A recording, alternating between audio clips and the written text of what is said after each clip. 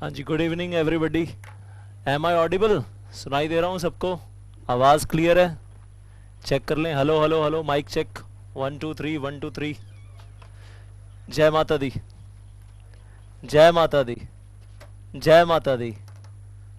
सबसे पहले मैं कहूँगा रुकावट के लिए खेद है। आपका चलता हुआ लेक्चर रोक दिया मैंने बीच में। मुझे लगा यार आज मेरा यहाँ बैठना ज़्यादा इम्पोर्टेंट है। आ रही है? चलो, good evening. Good evening Allahabad, good evening Kota, Janakpuri, everybody good evening. अब दो दो चीज़ें आज की आपको बताया था सब लोगों ने, मतलब इन लोगों ने पहले बता दिया ना आपको, आज आने वाले हैं, आज मुलाकात होने वाली है। तो बहुत टाइम हुआ हमारी मुलाकात नहीं हुई। फाइनली फाइनली आज वो मुलाकात का दिन आ गया है। तो आज टू वे कम्युनिकेशन है। आप लोग ज़्यादा बोलोगे, मैं कम बताऊंगा। थोड़ी सी अपडेशंस मैं बताऊंगा डायरेक्टर के चैप्टर में, जो अभी 26 मई 2015 को अपडेशंस हुई हैं, वो मैं बताऊंगा। आपको अपने दिल की कोई बात कहनी है तो आप कह सकते हो, otherwise I am also sharing the updation. Books सारी अपनी ओपन रखना।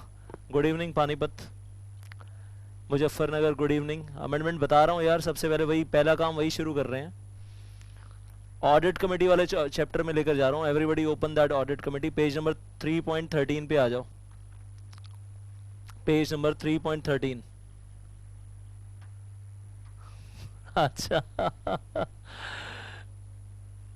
मेरे आने का भी नहीं बताया था? बताया होगा यार, ऐसे कैसे हो सकता है कि मेरे आने का ना बताया हो। पेज नंबर 3.13 पे आ जाओ, ऑडिट कमेटी पे आ जाओ। एक लाइन ऐड करवा रहा हूँ। अब कुछ चीज़ें 10-15 मिनट लगाऊंगा, सारी अमेंडमेंट्स बता दूंगा 15-20 मिनट में। कहाँ कहाँ क्या क्या चेंज हुआ है उसका इम्पैक्ट भी देख लेते हैं क्या हुआ। रिलेटेड पार्टी ट्रांजैक्शन कर लिया आप लोगों ने, ऑडिट कमेटी आप लोगों को पता है। अब उसी ऑडिट कमेटी के अंदर सेक्शन 177 सबसेक्शन 4 में कुछ ऐड हुआ है। Page number 3.13। Yes, everybody with me? शुरू करें। सेक्शन 177 सबसेक्शन 4 में ऑडिट कमेटी में एक लाइन ऐड कर दी है इन्होंने 26 मई 2015 को, सब क्लॉज 4 सब क्लॉज 5 के बीच में।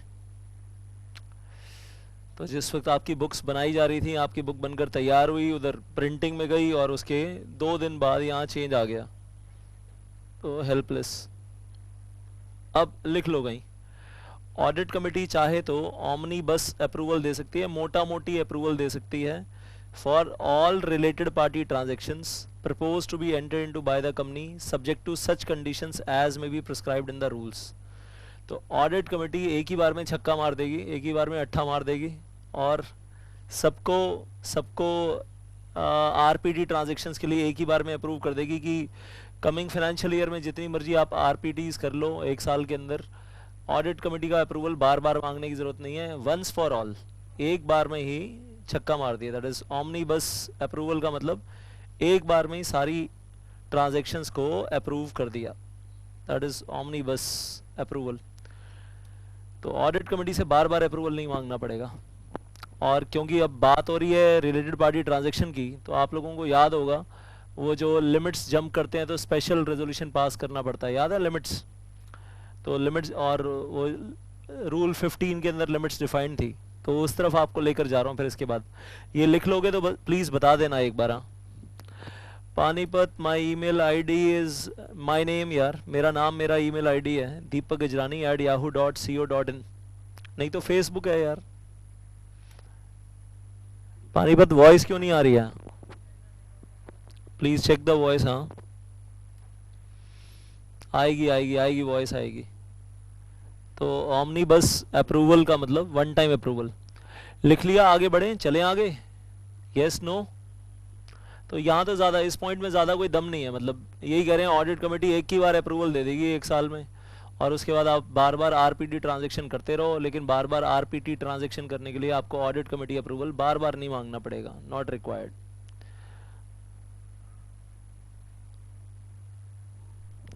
ब्रेक छोटी मिली है आपको? ब्रेक की क्या जरूरत है, ब्रेक ही चल रही है, गप्पे मारने के लिए आए हो यार। हाँ जी सिरसा, क्या कहना चाहते हो? स्क्रॉल करूं, स्क्रीन चेंज कर दूं? Shall I change the screen? Yes यार, ये 26 मई को अमेंडमेंट आई है तो 31 मई से पहले तो आई है। अब इंस्टीट्यूट के ऊपर है, क्योंकि 26 मई को ये धमाका हुआ है, 26 मई 29 मई कह लो, ये धमाका हुआ है। और कंपनीज अमेंडमेंट एक्ट 2015 आया है, तो अब ये institute of chartered accountant of India के ऊपर छोड़ दिया जाए। और आप भी वेबसाइट चेक करते रहो, मैं भी वेबसाइट चेक कर रहा हूँ, ICAI.org वेबसाइट, आपको भी पता है, मुझे भी पता है। अब वो देते हैं एग्ज़ाम में तो अच्छी बात है, नहीं देते हैं तो कोई बात नहीं। तो अगर मई की अमेंडमेंट है, हो सकता है एग्ज़ाम में पूछ ही लें, पॉसिबिलिटी तो है। इलाहाबाद लाइव क्लासेस आज है हमारी लाइव क्लास। चलो अब कुछ ज़्यादा इंपॉर्टेंट बता रहा हूँ, ध्यान से सुनो, कुछ ज़्यादा इंपॉर्टेंट बता रहा हूँ। पेज नंबर 4.6 पे आ जाओ प्लीज़, रिलेटेड पार्टी ट्रांजैक्शन। ये तो कॉर्पोरेट सेक्टर में वैसे ही धमाके हो रहे हैं, रिलेटेड पार्टी ट्रांजैक्शन। तो आरपीटी में आ जाओ, सेक्शन 188 सबसेक्शन 1 में आ जाओ, और सबसेक्शन 1 में कुछ नीचे चेंज करवा रहा हूँ। 7 ट्रांजैक्शंस की लिस्ट रट्टा मार ली होगी, मैं उम्मीद कर रहा हूँ 7 ट्रांजैक्शंस की लिस्ट रट ली होगी सबने। आरपीटी में 7 ट्रांजैक्शन, उसके नीचे जहाँ लॉ में जहाँ लिखा था स्पेशल रेजोल्यूशन, वो स्पेशल वर्ड ना डिलीट हो गया है, तो ऐड कुछ नहीं हुआ है यहाँ पर, स्पेशल वर्ड डिलीट हुआ है।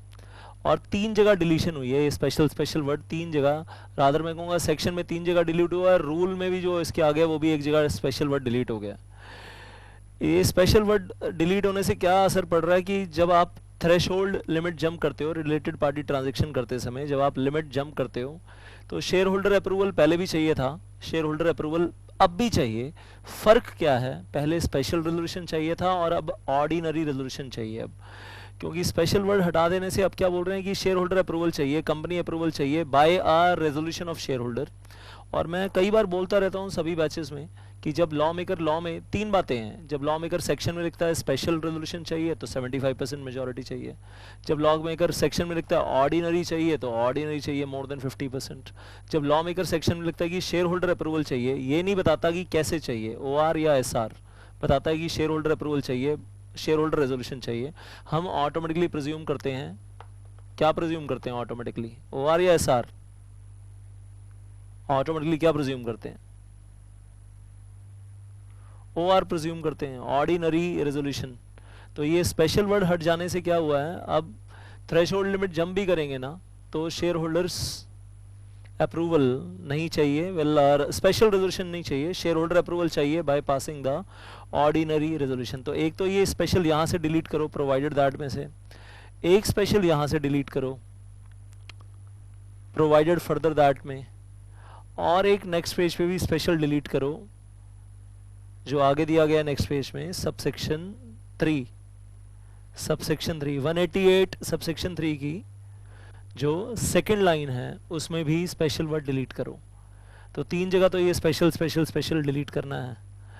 हाँ जी, अलाइड लॉज की बुक मिलेगी Janakpuri, don't worry about that. वो सैबी का सारा अपडेट का चक्कर था ना, तो सैबी अपडेशंस चल रही हैं उसके अंदर, और सैबी ने कुछ धमाके अभी जून में भी किए हैं। सैबी भी आजकल हाथ धोकर पीछे पड़ा हुआ, तो उसमें 2014 2015 की सारी अमेंडमेंट्स आ गई हैं, और वो सैबी पढ़ाने के लिए मैं पर्सनली खुद आऊँगा, 4 क्लासेस सैबी रेगुलेशंस पढ़ाने के लिए मुझे खुद आना है। आई विल बी कमिंग, क्योंकि जो लास्ट बैच में जो भी सैबी रेगुलेशंस की क्लासेस हुई वो तो बेकार हो गई हैं, तो अमेंडमेंट्स भी होंगी और मैं खुद भी आऊँगा, और बुक भी मिलेगी, बिल्कुल फुल बुक मिलेगी। Happy happy then I will say rule 15 सब रूल 3 में स्पेशल वर्ड डिलीट हो गया है, तो कुल मिलाकर सेक्शन में 3 जगह डिलीट हो गया है और रूल में भी डिलीट हो गया, मतलब कुल मिलाकर कहानी वहीं आ गई है। रिलेटेड पार्टी ट्रांजैक्शन करेंगे तो बोर्ड मीटिंग में बोर्ड अप्रूवल तो चाहिए, और थ्रेशोल्ड लिमिट जंप करेंगे तो जो लिमिट्स आई होप अब सबको याद होंगी, क्राइटेरिया सबको याद होंगे, 10% of turnover, 10% of net worth, 100 crore, और लास्ट में सर्विसेज में 50 करोड़ वाला क्राइटेरिया जंप करेंगे तो अब स्पेशल रेजोल्यूशन नहीं चाहिए, ऑर्डिनरी रेजोल्यूशन चाहिए। बस ये दिमाग में सेट कर लो। एक चीज़ और बता रहा हूँ, इम्पॉर्टेंट है, 26 मई 2015, अगर एक होल्डिंग कंपनी, अब ये कहाँ आया है इसको मैं वापस लिखवाता हूँ, आपको बताता हूँ कहाँ आया। पेज नंबर 4.6 पे आ जाओ प्लीज़, पेज नंबर 4.6 पे आ जाओ प्लीज़, पेज नंबर 4.6। नीचे नीचे आ जाओ, सेक्शन 188 सब सेक्शन 1 में क्लॉज ABCDEFG, और उस G के नीचे provided that, provided further that, provided also that, और प्रोवाइडेड ऑल्सो दैट के नीचे एक और चौथा प्रोवाइजो जुड़ गया, ये 2.5 लाइन का छोटा सा, ये एक नया प्रोवाइजो जुड़ गया। और यहाँ क्या कहते हैं कि अगर एक होल्डिंग कंपनी, सीधा सीधा फंडा, फंडा आसान है, फंडा में, फंडा कोई प्रॉब्लम नहीं है, कॉन्सेप्ट में कोई ऐसी कोई बहुत बड़ी चीज़ नहीं है। अगर एक होल्डिंग कंपनी अपनी खुद की होली ओन्ड सब्सिडरी कंपनी के साथ, 100% सब्सिडरी कंपनी के साथ अगर RPT ट्रांजेक्शन करती है तो उस केस में शेयर होल्डर अप्रूवल नहीं चाहिए। बोर्ड अप्रूवल तो चाहिए, बोर्ड अप्रूवल तो चाहिए, लेकिन शेयर होल्डर अप्रूवल नहीं चाहिए, नॉट रिक्वायर्ड एट ऑल। तो प्रोवाइडेड ऑल्सो दैट, अब ये लिख लो, this is an important point, मतलब एक नई एक्सेप्शन आ गई है, एक नई एग्जम्पशन आ गई है। पहले वो एग्जाम था ordinary course of business on arms length basis, वो एग्जाम था, और अब एक नया आ गया कि होल्डिंग कंपनी अपनी खुद की होली ओन्ड सब्सिडरी कंपनी के साथ RPT ट्रांजेक्शन कर रही है तो एग्जाम्प्ट है। और इसके पीछे लॉजिक भी है। क्या लॉजिक है? होली ओन्ड सब्सिडरी कंपनी है तो पैसा तो सारा घर में ही है, बाहर तो जा नहीं रहा। तो होल्डिंग कंपनी अगर होली ओन्ड सब्सिडरी कंपनी से पेमेंट ले रही है, पेमेंट दे रही है, तो पैसा तो घर के घर में ही है, पैसा तो कहीं बाहर जा ही नहीं रहा। तो इसलिए वो कह रहे हैं कि ठीक है जी, फिर इस केस में शेयर होल्डर्स अप्रूवल नहीं चाहिए। Passing of resolution bye the company by members is not required in first proviso, is not applicable when the holding company is entering into transaction, RPT transaction, related party transaction with its wholly owned subsidiary company। तो इसकी कोई आवश्यकता नहीं है। Clear है? और बताओ, इसके अंदर कुछ कहना है, पूछना है? हाँ जी, गुड़गांव ICAI का कोई नोटिफिकेशन नहीं आया यार अभी तक। ये मार्च वाली जो है, ये सर कंपनीज एक्ट में 31 मार्च तक की नोटिफिकेशन एप्लीकेबल है। अगर है तो यार पक्का कंफर्म कर लो on the website of ICAI।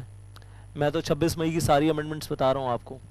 तो अगर नवंबर में काम नहीं आएंगी तो it will be applicable for the month of, और May 16। आप लोगों में से अगर कोई इक्का दुक्का लोग बैठे हैं जिनका May 16 एग्ज़ाम है, उनके काम आ जाएगी। Sirsa Panipat, please concentrate on what I am updating here. जो अपडेट बता रहा हूँ यार उस पे आ जाओ। हाँ, तो आज ही आया है, चलो बड़ी अच्छी बात है यार। 31 मार्च वाली सारी एप्लीकेबल हैं, तो 31 मार्च तक की तो ऑलरेडी तुम्हारे नोट्स में हैं यार सारी अपडेशंस। फिर भी कहूँगा इक्का दुक्का हो सकता है आप लोगों में से कोई लोग बैठे हों जिनका अटेम्प्ट अभी ना होकर May 16 में हो, उनके काम आ जाएगा, विल बी यूजफुल। तब तक जो आएगी वो भी अपडेट करते रहेंगे। Panipat, I am not ignoring, हाँ, I am not ignoring anybody. ये कॉन्टैक्ट नंबर नहीं बताता यार मैं, फ़ोन नंबर मेरी वाइफ के लिए है।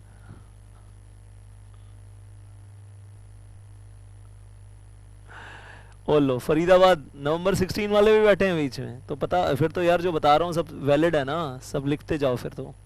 और कंपनीज अमेंडमेंट एक्ट 2015 आया है, पार्लियामेंट ऑफ इंडिया बार बार तो चेंज करती नहीं, तो लोकसभा राज्यसभा ने चेंज किया ही है। तब तक की भी सारी अपडेट होती रहेगी। Panipat, so nice of you. Facebook पे हूं ना मैं, I will stay in touch through Facebook. SEBI act और इंश्योरेंस एक्ट में कोई चेंज नहीं है, gap Gurgaon. And I will से सेबी रेगुलेशन में बहुत सारे चेंज हैं। सेबी रेगुलेशन तो मैं खुद पर्सनली आने वाला हूँ 3-4 क्लासेस के लिए।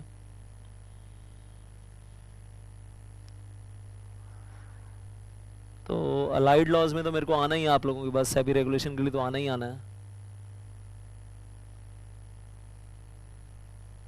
मेल आईडी पानीपत मैंने बता दिया, मेरा नाम है DEEPAKGAJRANI दीपक गजरानी @yahoo.co.in।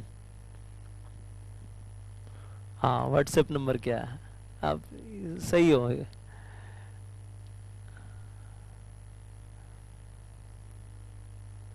घर ही आ जाओ, मेरे एड्रेस दे देता हूँ।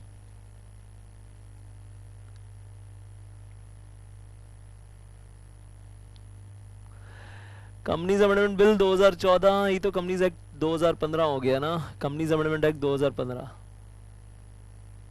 सेक्शन 203 सब सेक्शन 3 में डाउट है, अभी बात करते हैं, डाउट्स की बात करता हूँ। पहले मैं अपना काम ख़त्म कर लूँ, जो मैं लेकर आया हूँ अपडेट्स वो लिख ही लो, उसके बाद फिर डाउट्स भी ले रहा हूँ सारे के सारे। I am taking doubts. हाँ, एड्रेस दे दूँ? क्या खाओगे, क्या क्या तैयारियां करके रखूं खाने पीने की?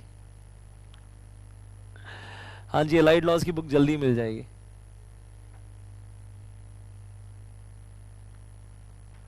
अम्बाला में वेजिटेरियन हूँ।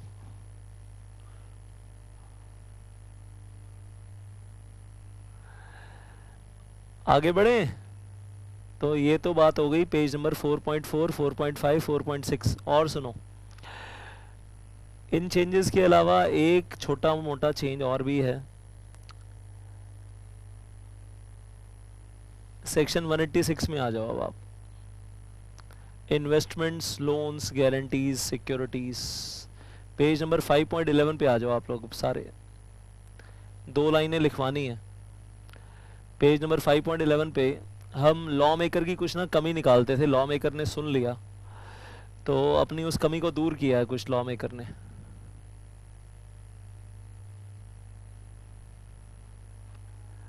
कोटा आपको आईसीएआई की तरफ से भी तो यार क्वेश्चन बैंक मिला हुआ है पूरा, ज़रूर करो। उसमें 2-4 गलतियां हैं छोटी मोटी बीच में, वो ठीक कर लेना। लास्ट बैच में स्टूडेंट्स ने मुझे दिखाई थी कि सर 2-4 गलतियां हैं बीच में कहीं कहीं, बोर्ड ऑफ डायरेक्टर्स में, फैमा में, वो ठीक कर लेना। बस इतना ही करना और कुछ नहीं।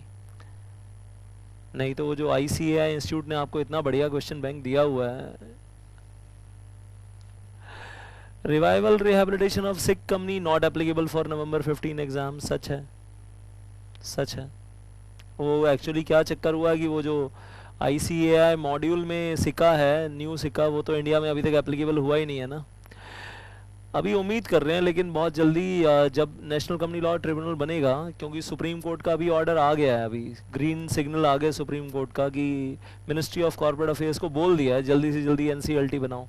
तो जैसे ही एनसीएलटी बनेगा तो तुम्हारे कंपनी लॉ वॉल्यूम 2 की बुक में जो 3 चैप्टर हैं,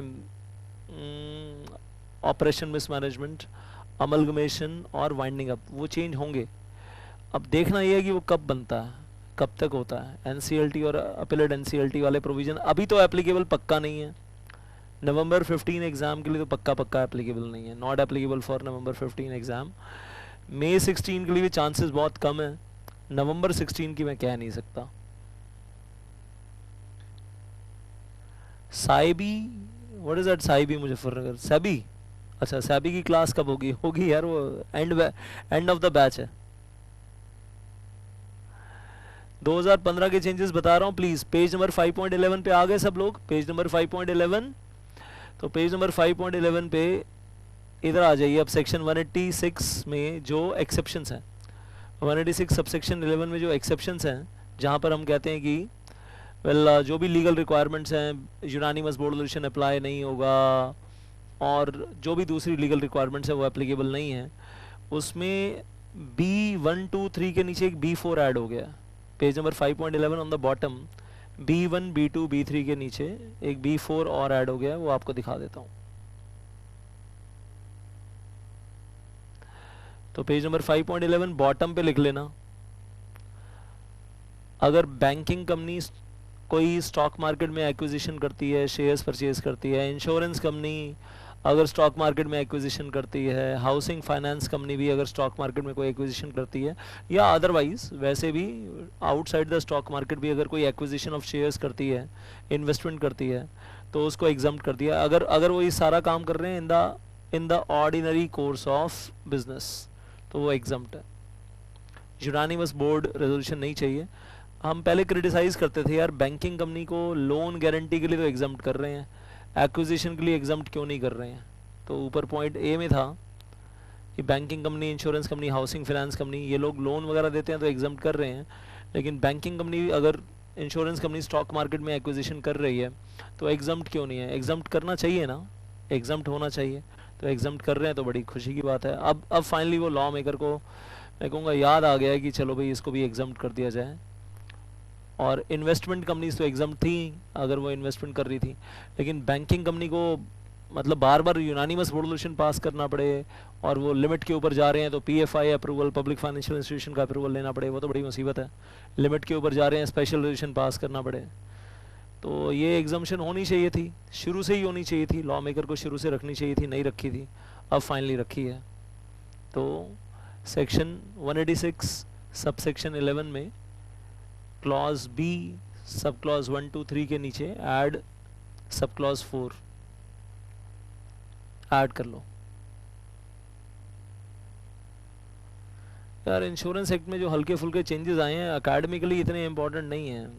अकेडमिकली चलो मैं बता दूंगा तुम्हें, अलाइड लॉज आने दो, I will let you know, they are not academically that important. SEBI is major thing. अच्छा एक चेंज और बता रहा हूँ इसके साथ साथ यहाँ पर अभी, और वो जो मेजर चेंज बता रहा हूँ, नॉल टेक केयर ऑफ दिस। 185 में अब मेजर चेंज कहो या माइनर चेंज कहो, जो एक्सेप्शंस पहले रूल्स में थी वो एक्सेप्शंस अब सेक्शन में चली गई हैं। Page number 5.3, page number 5.3, please come to the page number 5.3 पे आ जाओ। Faridabad, how to learn the penalties. यार पेनल्टीज याद रखना बड़ा तकलीफ वाला काम है, लेकिन मजबूरी है, याद तो करनी पड़ेंगी। अब इतनी सारी पेनल्टीज हैं, वो उठाकर क्या पूछ लेते हैं एग्जाम में कुछ पता नहीं है। और अभी पीछे भी हुआ एग्जाम के अंदर, लास्ट एग्जाम में पेनल्टीज बहुत सारी पूछ ली, तो स्टूडेंट्स जो हैं वो झटके में थे कि पेनल्टीज का क्या करें। अब देखो हमारा काम है, हम पेनल्टीज बता देते हैं यार क्लास के अंदर अपना, मतलब obviously. And then what really happens, जब हमें प्रोफेशनल लाइफ में हम बार बार डील करते हैं पेनल्टीज से, तो बीइंग द प्रोफेशनल्स हम लोगों को याद हो जाती हैं, क्योंकि हमें बार बार डील करना पड़ता है। एज स्टूडेंट पेनल्टी याद रखना मुश्किल काम है, मैं मानता हूँ, मतलब ये सच बात है कि एज स्टूडेंट पेनल्टीज याद करना मुश्किल काम है, लेकिन लास्ट एग्जाम में आ चुकी हैं, इंस्टीट्यूट ने ऑलरेडी एक बार झटका दे दिया है, तो अब आप पेनल्टीज इग्नोर तो नहीं कर सकते हो, दोबारा भी आ सकती हैं।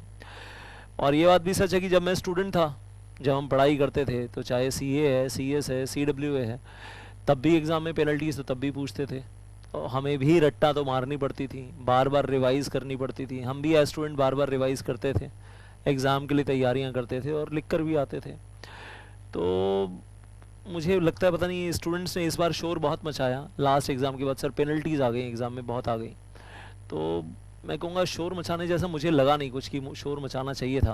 मतलब मैं अपने दिन याद करता हूँ पुराने एज स्टूडेंट, तो हमने भी तो सारी पेनल्टीज़ तब याद की थी।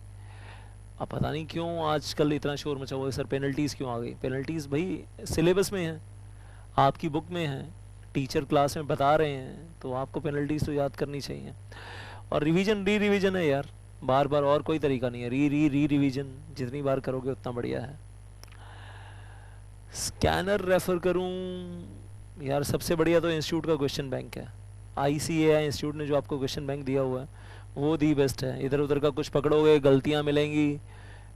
इंस्टीट्यूट का प्रैक्टिस मैनुअल सफिशेंट है, बहुत बढ़िया है, इधर उधर भागने की ज़रूरत ही नहीं है। सवाल से अपना क्लास मटेरियल पढ़ो और इंस्टीट्यूट का क्वेश्चन बैंक करो, दैट इज़ वेरी गुड। और उसमें छोटी मोटी गलतियाँ कहीं आएंगी, थोड़ी बहुत हैं, चलता है यार, वो ठीक कर लो अपने आप ही।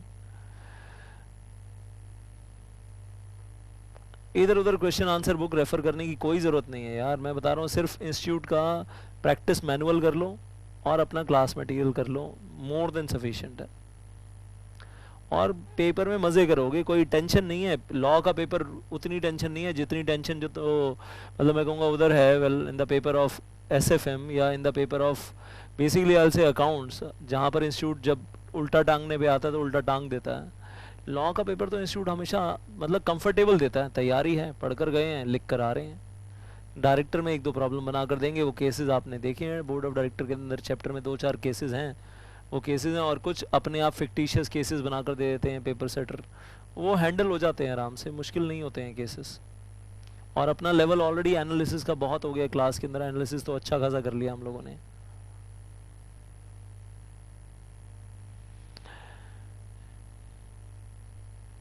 सो Gurgaon will see you again, allied laws में बैठेंगे यार और बहुत सारी बातें करेंगे सैबी के टाइम पे। हाँ वो वन साइडेड प्रिंट करवा दिया जानबूझ के। वो डायरेक्टर भी होता वन साइडेड प्रिंट तो और भी बढ़िया रहता। अभी तो सिर्फ यही बोलूँगा डायरेक्टर में क्या करो, सारे चार्ट्स जितने भी बनाए हैं वो किसी रजिस्टर में वन साइडेड बना लो, वहाँ से निकालो वो पेजेस वहाँ से, और यहाँ डायरेक्टर की बुक में बीच में स्टेपल कर लो जगह जगह। यार ये please tell the gap bright people, मेरा कोई कंट्रोल नहीं है paper quality book quality, please please tell these people कि क्या क्या आप इम्प्रूवमेंट चाहते हो। अच्छा पहले वाली बुक में पेस्ट कर लिए पानीपत। गुड़गांव, हाँ दैट इज़ गुड।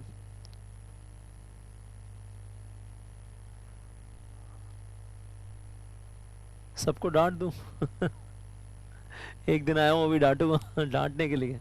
चलो एनी हाउस, तो एक तो वो चेंज बताया मैंने। अब प्लीज़ पेज नंबर 5.3 पे आ जाओ सब लोग, page number 5.3 and do this. Page number 5.3 पे ये रूल 10 दिख रहा था ना, ये मुझे शुरू से लगता था कि यार ये रूल 10 में एक्सेप्शंस अलग से क्यों लिखी हैं, और मैंने आपके नोट्स में पेज नंबर 5.2 पे एक लाइन लिख भी रखी है। मुझे बड़ा बुरा लगता था, वो लाइन काट दिया मैंने। ये एक लाइन लिखी हुई है पेज नंबर 5.2 पे, एक लाइन लिखी हुई है, note there are few more exceptions in the rule 10 given here and after. तो रूल 10 में मतलब 185 की कुछ एक्सेप्शंस 185 में है और 185 की कुछ एक्सेप्शंस रूल 10 में है, ये क्या तमाशा है। तो बुरा लगता था, फिर अल्टीमेटली लॉ मेकर को समझ में आया। लॉ मेकर ने क्या किया, रूल 10 से उठाकर कॉपी और पेस्ट, वहाँ से उठाया कट कॉपी पेस्ट वाला काम किया, और यहाँ सेक्शन 185 में सबसेक्शन 1 में, सेक्शन 185 सबसेक्शन 1 में जो स्टार्टिंग पैरा है उसके नीचे जहाँ 3 एक्सेप्शंस दी हुई हैं, वो 3 एक्सेप्शंस के नीचे 2 एक्सेप्शंस और ऐड कर दी। तो अभी मैं कहूँगा 3 + 2 5 एक्सेप्शंस हो गई। वो 3 एक्सेप्शंस में पहले भी कहता था A1 A2 B C, rather A1 A2 and B 3 exceptions थी। C हो गई अब आपके पास चौथी, और D हो गई आपके पास पांचवी। तो ये क्लॉज C और D कुछ नया नहीं है, ये सब कुछ आपको पहले से पता है, ऑलरेडी पता है, इसमें एक शब्द भी आपके लिए नया नहीं है। सिर्फ क्या हुआ है, पेज नंबर 5.3 पे जो रूल 10 दिख रहा था, सब रूल 1 और सब रूल 2, वहाँ से किया कॉपी और उठाकर सेक्शन 185 में कर दिया पेस्ट। तो ये एक्सेप्शंस पहले भी थी और अब भी हैं। वो होल्डिंग कंपनी लोन दे रही है अपनी होली ओन्ड सब्सिडरी कंपनी को, या फिर होल्डिंग कंपनी गारंटी सिक्योरिटी दे रही है अपनी होली ओन्ड सब्सिडरी कंपनी को उसके फेवर में, तो एग्जम्प्ट है। या फिर होल्डिंग कंपनी गारंटी दे रही है in respect of its normal subsidiary company, और नॉर्मल सब्सिडी कंपनी को किसी बैंक या फाइनेंशियल इंस्टीट्यूशन से लोन मिला है तो एग्जम्प्ट है। तो ये सारी चीज़ें तो मैं कहूँगा ऑलरेडी क्लास में हो चुकी, बस इतना फ़र्क है कि पेज नंबर 5.3 पे हो चुकी, और अब वो वहाँ से शिफ्ट होकर कॉपी पेस्ट 5.2 पे आ गई हैं। और नीचे भी जहाँ सब रूल 1 और 2 लिखा था, वहाँ पर हो गया सब रूल वर्ड की जगह पर आ गया वर्ड क्लॉज CND, वो कॉपी पेस्ट होकर आया पेज नंबर 5.3 से, कॉपी पेस्ट होकर पेज नंबर 5.2 पे आया। पहले वो रूल का पार्ट था, अब वो सेक्शन का पार्ट है। तो कुछ अमेंडमेंट्स जो मुझे बतानी थी वो यही थी बेसिकली। एक पेज नंबर 3.11 में कह रहा था, basically page number 3.13 audit committee के अंदर एक माइनर चेंज आ गया कि once for all RPT approval एक बार देंगे, बार बार देने की आवश्यकता नहीं है। एक ये 185 में चेंज आ गया है। 185 के अंदर सबसेक्शन 1 प्रोवाइजो के अंदर वो एक्सेप्शंस डाल दिए जो पहले रूल 10 में थी। Now rule 10 is shifted into the proviso of 185 subsection 1। 186 में वो जो कमी थी कि बैंक अगर स्टॉक मार्केट में, bank insurance company housing company stock market में इन्वेस्ट करते हैं तो क्या उन्हें बार बार यूनानिमस बोल्यूशन करना पड़ेगा, क्या उनको वो लिमिट के ऊपर जाते हैं 60% 100% हायर लिमिट के ऊपर जाते हैं तो क्या उनको स्पेशल रेजोल्यूशन पास करना पड़ेगा, क्या उनको PFI अप्रूवल लेना पड़ेगा, वो सारी दिक्कतें ख़त्म हो गई अब। तो अब बैंक्स अगर इन्वेस्टमेंट कर रहे हैं तो they are also very happy, कोई टेंशन नहीं है। RPT के अंदर जहाँ जहाँ SR चाहिए था SR हट गया, SR की जगह OR हो गया। तो आरपीटी के अंदर अप्रूवल लेना अब कंपनीज के लिए आसान हो जाएगा। प्राइवेट कंपनीज के स्पेशली मज़े हो गए कि अब उनके लिए आरपीटी में अप्रूवल्स लेना आसान हो जाएगा। यार वो गुड़गांव जो कटिंग की हुई है ना मैंने सारी, वो इसलिए कटिंग की है कि वो पहले इंडिया में एप्लीकेबल था, अब वो डिलीट हो गया नोट्स में। तो जब आपने रिकॉर्डेड क्लासेस देखी होंगी तो रिकॉर्डेड क्लासेस में वो एप्लीकेबल था, तब तक वो डिलीट नहीं हुआ था और वो मई 15 एग्ज़ाम्स के लिए एप्लीकेबल था। और अब वो डिलीट हो गया है तो मैंने उसके ऊपर लाइन डाल दी, लाइन से डिलीट कर दिया कि अब वो इंडिया में एप्लीकेबल नहीं है और अब नवंबर 15 एग्ज़ाम के लिए एप्लीकेबल नहीं है। लखनऊ रूल 10 अभी भी लिखा पड़ा है वहीं का वहीं, रूल 10 पता नहीं हटाया क्यों नहीं है, लेकिन अब रूल 10 की कोई ज़रूरत ही नहीं है। रूल 10 देखा जाए तो बेकार हो गया, रूल 10 की कोई ज़रूरत ही नहीं है। लक्ष्मी नगर वो इसलिए पॉइंट काट दिए कि अब वो डिलीट हो गए वो सारे पॉइंट। पहले वो पॉइंट थे तो पहले हम बोला करते थे ना 19 रेजोल्यूशन है, 19 रेजोल्यूशंस, तो 19 में से 6 तो साफ हो गए, तो अभी वो 13 रह गए। तो 19 रेजोल्यूशंस पहले कहते थे बोर्ड मीटिंग में होने चाहिए, अब उसमें से 6 डिलीट हो गए, तो अब कहते हैं 13 रेजोल्यूशंस बोर्ड मीटिंग में होने चाहिए। मुझे लगा था आप लोग समझ ही जाओगे, मैंने डिलीट कर दिया। मुझे लगा कि यार इतने इतने ग्रोन अप माइंड हैं, इतने इंटेलिजेंट स्टूडेंट हैं, ये तो अपने आप ही पकड़ लेंगे कि पहले वीडियो में दिख रहा है कि वो पढ़ाया जा रहा है और नोट्स में कटा हुआ है, तो इसका मतलब वीडियो में पुराने नोट्स हैं और आपके हाथ में तो लेटेस्ट नोट्स हैं। तो जब एप्लीकेबल था मई 15 एग्ज़ाम के लिए तब था, अब नहीं है। हाँ, जहाँ जहाँ मैंने डिलीशन किया है ना, बिल्कुल सही बात, जहाँ जहाँ मैंने लाइन मार दिया डिलीट कर दिया, मतलब पहले वो मई 15 एग्ज़ाम के लिए एप्लीकेबल था, अब वो आगे नवंबर 15 एग्ज़ाम के लिए एप्लीकेबल नहीं है। वेर एवर पेज नंबर 3.4 3.5 बिल्कुल। रिकॉर्डेड क्लासेस में प्रॉब्लम होती है पानीपत, आई अंडरस्टैंड यार, आई अंडरस्टैंड। मैं भी आपकी जगह बैठा होता तो ये प्रॉब्लम मैं भी दिमाग में क्वेश्चन मार्क आते ही आते कि ये क्या पढ़ाया जा रहा है और ये मेरी बुक में कटा गया हुआ है। प्रॉब्लम ऑब्वियसली दिमाग में आता, मैं क्लैरिफाई कर रहा हूँ।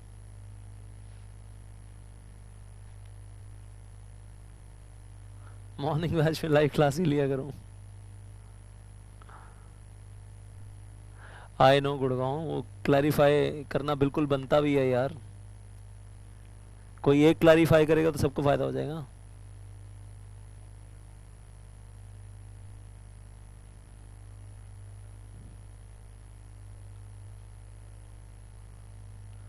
पेज नंबर 1.58 लास्ट पैरा, चलो वो भी देख लेते हैं अभी कहाँ प्रॉब्लम आ रही है। हाँ यार बिल्कुल, आप मेल भेजो मुजफ्फरनगर, आपको बिल्कुल आंसर मिलेगा। Ambala page number 1.58।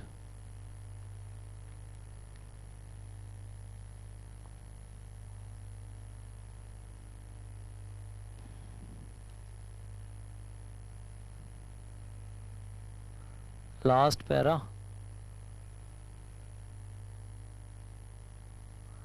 Resignation of director के नीचे। ओ यार ये बड़ा अजीब सा पॉइंट है, ये नया आ गया 19 जनवरी 2015। इसमें क्या करें, वो फॉरेन डायरेक्टर का चक्कर है यार। फॉरेन डायरेक्टर ने रिज़ाइन कर दिया इंडियन कंपनी से, तो फॉरेन डायरेक्टर इंडियन कंपनी में है, उसने रिज़ाइन कर दिया और फिर वो अब उसके पास डिजिटल सिग्नेचर है नहीं, he is not having the digital signature. तो वो अपना DIR 11 खुद कैसे साइन करे, खुद कैसे फाइल करे। तो ठीक है, फिर उसका DIR 12 तो कंपनी फाइल कर ही रही है, जो भी ऑथराइज डायरेक्टर है DIR 12 तो साइन करके फाइल कर रहा है। फॉरेन डायरेक्टर जो है वो किसी को ऑथराइज कर देगा इंडिया में उसके बिहाफ पर DIR 11 फाइल करने के लिए, कि वही इंटीमेशन ROC को पहुंचनी चाहिए कि उसने रिज़ाइन कर दिया। और किसको ऑथराइज कर देगा, प्रैक्टिसिंग CA को या प्रैक्टिसिंग CS को या प्रैक्टिसिंग CWA को, या फिर उसी कंपनी में काम करने वाले जो दूसरे डायरेक्टर हैं, रेजिडेंट डायरेक्टर जो वहाँ इंडिया में रेजिडेंट हैं, जो ऑथराइज हैं डिजिटल सिग्नेचर लगाने के लिए, उसको ऑथराइज कर देगा कि आप मेरे बिहाफ पर DIR 11 फाइल कर दो, ताकि ROC को पता चल जाए कि मैंने कंपनी से रिज़ाइन कर दिया। और वो DIR 11 फाइल करना तो मैंडेटरी है ही, कंपलसरी है ही। तो बस इतना ही है कि फॉरेन डायरेक्टर बेचारा जिसके पास डिजिटल सिग्नेचर नहीं है, वो ROC को कैसे बताए कि मैंने सो इंडियन कंपनी से रिज़ाइन कर दिया, और वो अपना DIR 11 कैसे फाइल करे।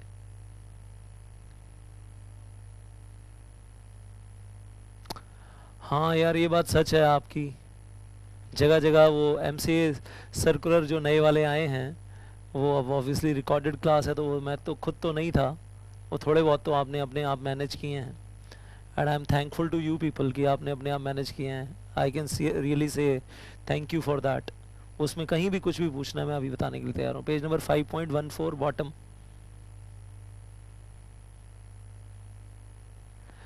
फरीदाबाद, एक बंदा दो कंपनीज में मैनेजर नहीं हो सकता यार, नहीं हो सकता। एक बंदा दो कंपनीज में एमडी हो सकता है, लेकिन दो कंपनीज में मैनेजर नहीं हो सकता। फर्स्ट कंपनी में मैनेजर है तो सेकंड में एमडी हो सकता है, फर्स्ट में एमडी है तो सेकंड में मैनेजर नहीं हो सकता।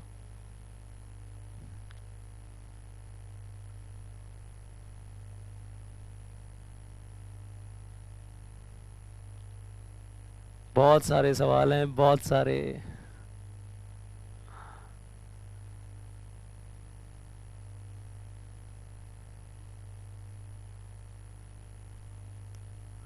और यार अपॉइंटमेंट ऑफ डायरेक्टर्स वाली class they will play again, दोबारा प्ले कर देंगे।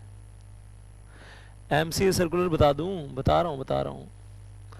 तुम बोलते जाओ। पेज नंबर 5.14 बोला ना अभी। अच्छा ऐसे ही चलो, ये भी चलते चलते एक बात बता ही दूं। प्राइवेट कंपनी में वो 1 लाख की लिमिट डिलीट हो गई अभी। प्राइवेट कंपनी में 1 लाख की लिमिट डिलीट हो गई। अब तो बस इतना ही कहते हैं, private company will have share capital as prescribed. Private company will have share capital as prescribed. और सीजी ने अभी तक कुछ प्रिस्क्राइब किया नहीं, सेंट्रल गवर्नमेंट ने, मिनिस्ट्री ऑफ कॉर्पोरेट अफेयर्स ने।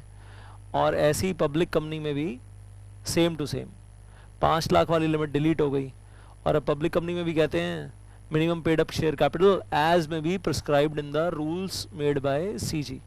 अब वो कितनी पेड अप कैपिटल होगी ये अभी तक हिंदुस्तान में किसी को नहीं पता। तो अभी तक तो सीजी ने कुछ प्रिस्क्राइब नहीं किया है एज ऑफ टुडे 13 जुलाई 2015। आगे सीजी कुछ प्रिस्क्राइब कर देता तो पता नहीं, अब देखते हैं सब। तो आज की तारीख में क्या मैं 100 रुपये से एक कंपनी बना सकता हूँ? 100 रुपये की पेड अप कैपिटल से प्राइवेट कंपनी, या 100 रुपये की पेड अप कैपिटल से पब्लिक कंपनी? तो बना सकता हूँ, आई कैन। 164 टू भी।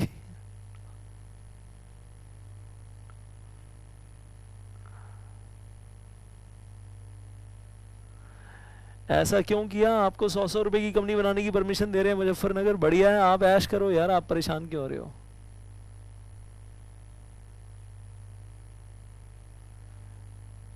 यार सेक्शन 203 सबसेक्शन 3 में जो company second company MD appoint करती है वो यूनानिमस बोर्ड रेजोल्यूशन पास करती है। फर्स्ट कंपनी को यूनानिमस बोर्ड रेजोल्यूशन पास नहीं करना। फर्स्ट कंपनी को यूनानिमस बोर्ड रेजोल्यूशन पास नहीं करना। अच्छा अभी मुझसे थोड़ी देर पहले पेज नंबर 5.14 बॉटम पूछा गया, पहले मैं उसका जवाब दे दूं, एक एक करके चलें। FIFO, first in first out.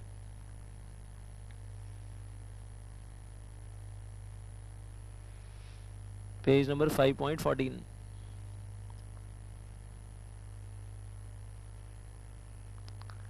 एक बार देख लेते हैं पेज नंबर 5.14 पे क्या है।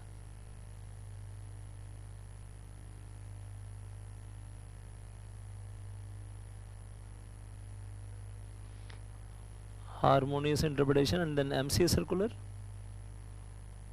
यही है।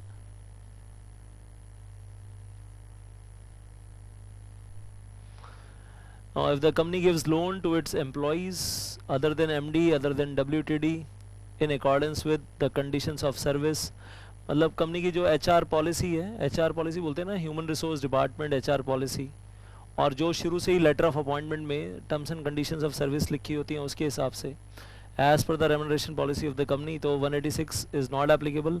यूनानिमस बोर्ड रेजोल्यूशन नहीं देना पड़ेगा। तो अगर कंपनी अपने CFO को लोन दे रही है, कंपनी अपने कंपनी सेक्रेटरी को लोन दे रही है, कंपनी अपने लोअर रैंक एम्प्लॉइज ऑफिसर्स को लोन दे रही है, लेकिन जो लोन दिया जा रहा है वो कंपनी की HR पॉलिसी के हिसाब से दिया जा रहा है, और उनके लेटर ऑफ अपॉइंटमेंट में जो टर्म्स एंड कंडीशंस लिखी हैं, फॉर एग्जांपल लिखा हुआ है कि आप 24 महीने की सैलरी के बराबर लोन ले सकते हैं, तो आप उतना लोन ले सकते हैं। तो जिसकी सैलरी ज़्यादा होगी उसको लोन ज़्यादा मिलेगा, जिसकी सैलरी अमाउंट कम होगा पर मंथ तो उसको लोन कम मिलेगा। तो और बाद में आपकी रेमुनरेशन में से हर महीने कितना कितना डिडक्ट करते रहेंगे लोन एडजस्ट करने के लिए। तो कंडीशंस ऑफ सर्विस के हिसाब से जो भी लोन कंपनी देना चाहे दे सकती है। तो बड़ी खुशी की बात है कि यहाँ पर यूनानिमस रेजोल्यूशन पास नहीं करना पड़ेगा। लिमिट जंप करेंगे तो SR पास नहीं करना पड़ेगा, और टेंशन नहीं है कि 186 कंप्लाई करना है, और PFI अप्रूवल वगैरह नहीं लेना पड़ेगा। तो that is MCA circular on this. When we talk about all that. और बताइए page number 5.14 on the bottom. ये तो हम लोग चाहते थे, हम लोगों के लिए तो अच्छा हो गया, बल्कि हम लोगों को तो फ़ायदा हो गया इस सर्कुलर आने से। हम लोग भी फंसे पड़े थे वो एनी पर्सन में, तो company secretary, CFO, chartered accountant, जो भी एम्प्लॉई है कंपनी के, सारे फंसे पड़े थे एनी पर्सन में। तो अच्छा है कि अब 186 पूरा सेक्शन ही अप्लाई नहीं होगा, जान ही मतलब जान छूटी है हमारी उनसे 186 की कंप्लायंस से। आज की तारीख में अब कंपनी सेक्रेटरी अपनी कंपनी से कितना भी लोन ले, सीएफओ अपनी कंपनी से कितना भी लोन ले, सिर्फ फंसे कौन हुए हैं? अब सिर्फ एमडी और डब्ल्यूटीडी, उनके लिए सेक्शन 185 है ही ऑलरेडी। स्पेशल रेशन वो भी पास करके ले सकते हैं। 164 टू भी एक्सप्लेन कर दूं? चलिए एक बार ओपन ही कर लेता हूँ।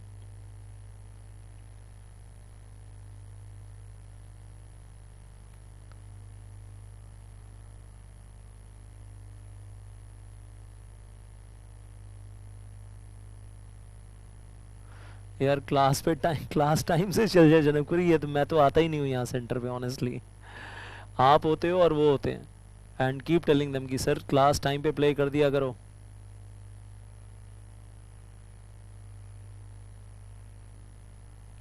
यहाँ तो एक बटन दबाना होता है इन लोगों को, कहानी शुरू हो जाती है, सेट है सब।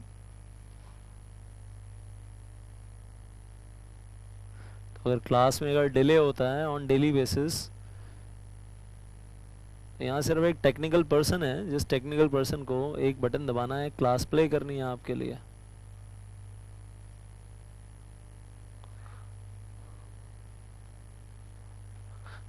लॉजिकल एंड लिटरल इंटरप्रिटेशन में कौन सा अप्रोच फॉलो करें जिसमें तुम्हारा फायदा हो पानीपत, वो फॉलो कर लो यार। केस किसकी तरफ से लड़ रहे हो उस पर डिपेंड करता है।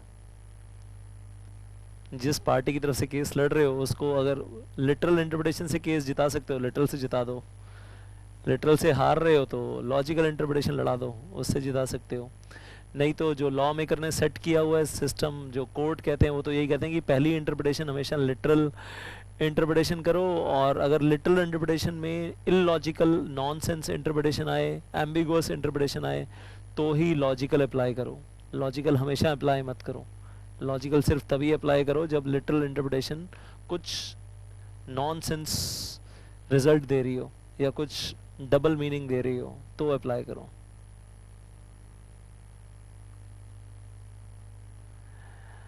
हाँ जी, फरीदाबाद फर्स्ट कंपनी अगर ऑब्जेक्शन रेज करना चाहे एमडी पे ऑब्जेक्शन रेज कर सकती है। यार इसको मैं ना थोड़ा सा कोरिलेट कर देता हूँ, आपने एमडी वाला पॉइंट उठाया फरीदाबाद, तो सेक्शन 165 में जहाँ नंबर ऑफ डायरेक्टर का सेक्शन था कि एक बंदा, एक व्यक्ति, एक पर्सन 20 कंपनीज में डायरेक्टर हो सकता है, तो उसमें कुछ ऐसा भी था कि शेयर होल्डर्स अगर चाहें तो उसकी 20 की लिमिट को रिड्यूस कर सकते हैं by passing the special resolution.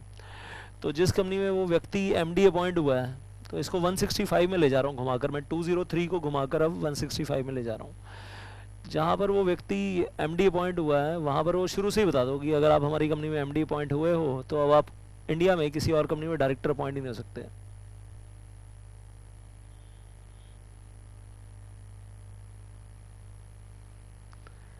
Allahabad ऐसे ऐसे क्वेश्चन मत पूछो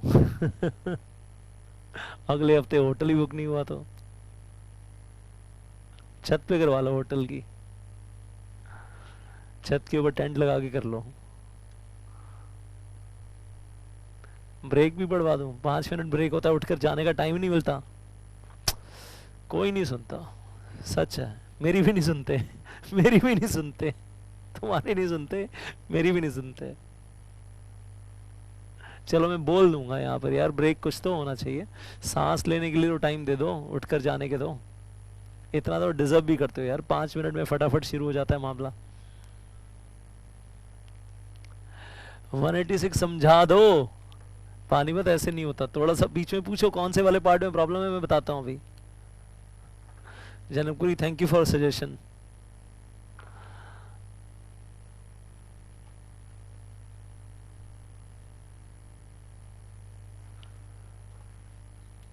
आई एम वेरी कंफर्टेबल हेयर यार, तुम भी मस्त रहो, मैं भी मस्त हूँ। हाँ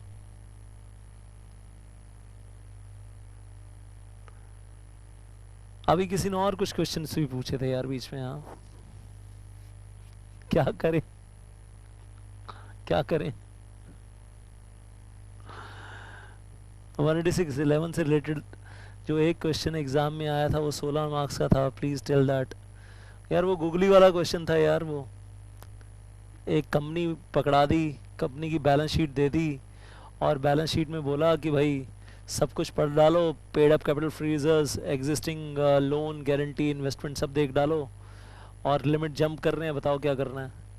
बस क्वेश्चन की पहली लाइन जो थी वो बहुत ध्यान देने वाली थी कि कंपनी जो है, अगर आपकी कंपनी बैंकिंग कंपनी है, अगर आपकी कंपनी ही कहना चाहिए इन्वेस्टमेंट कंपनी है, इंश्योरेंस कंपनी, और कंपनी एग्जम्प्ट है, इंफ्रास्ट्रक्चर डेवलपमेंट में है, तो पूरा का पूरा सेक्शन ही मतलब अप्लाई नहीं होता। तो इतनी बड़ी बैलेंस शीट पढ़ने का फ़ायदा नहीं, कोई फ़ायदा नहीं। पहला क्वेश्चन ध्यान से पढ़ लो, बस पहली पहली लाइन पढ़ लो बस, और उसको पहली पहली लाइन पढ़ते ही आंसर आ जाता है। Section 186 is not applicable. Page number 1.64 section 164। अरे हाँ यार, बीच में भुलवाओ मत यार। सेक्शन 164 सबसेक्शन 2 क्लॉज बी, ये लो आ जाओ। 164 सबसेक्शन 2 क्लॉज बी, एक व्यक्ति डायरेक्टर है आजकल या पहले डायरेक्टर था एक कंपनी में, पब्लिक कंपनी में या प्राइवेट कंपनी में, दोनों, जिस कंपनी ने फेलियर किया, किस चीज़ में फेलियर किया, repayment of deposit, payment of interest on deposit, redeem debentures on the due date, pay interest on debentures और pay any dividend, equity dividend, preference dividend, interim dividend, final dividend, whatever dividend, and the failure to pay or failure to redeem continues for 1 year or more। तो एक व्यक्ति director है company में, company ने default किया है for वो जो 5-6 डिफ़ॉल्ट आपको दिए हैं, default in the repayment of deposit, default in the payment of interest on deposit, default in the redemption of debenture, default in the payment of interest on debenture, default in the payment of dividend. इन पांचों में से कोई एक default किया, और जिस दिन डिफ़ॉल्ट हुआ है वो डिफ़ॉल्ट कंटिन्यू हुआ है फॉर नेक्स्ट 1 ईयर, 1 साल वो डिफ़ॉल्ट आगे कंटिन्यू हुआ है। तो जब वो 1 ईयर कंप्लीट होता है तो जो डायरेक्टर उसमें कंपनी में कंटिन्यू कर रहे हैं, दे आर डिस्क्वालीफाइड, और वो डिस्क्वालीफाई हो गए तो intimation has to be given to the MCA, और एमसीए अपनी वेबसाइट पे उठाकर स्वर्ण अक्षरों में उनका नाम पब्लिश कर देगा कि ये डायरेक्टर डिस्क्वालीफाई हो गए हैं फॉर द नेक्स्ट 5 ईयर्स। और ये ना तो किसी और कंपनी में हिंदुस्तान में अपॉइंट होंगे, पब्लिक कंपनी, प्राइवेट कंपनी, और ना ही सेम कंपनी में री अपॉइंट होंगे अप टू 5 ईयर्स। और same to same ground section 167 में है कि ये लोग जो हैं जैसे ही इस ग्राउंड में फंसेंगे तो इन सबको ऑफिस वेकेट करना पड़ेगा। तो जो 164(2) में लिखा है वो सेक्शन 167 सबसेक्शन 1 क्लॉज ए में भी लिखा है, वहाँ कनेक्टिविटी में चला जाता है, ग्राउंड्स ऑफ वेकेशन भी बन जाता है। अरे से यार, और बताइए। 186 सबसेक्शन 1 प्रोवाइजो में 1 और 2, प्रपोज डिविडेंड नहीं, प्रपोज डिविडेंड नहीं लेंगे इलाहाबाद, उसको इंक्लूड नहीं करेंगे। 188 का सेकंड प्रोवाइजो,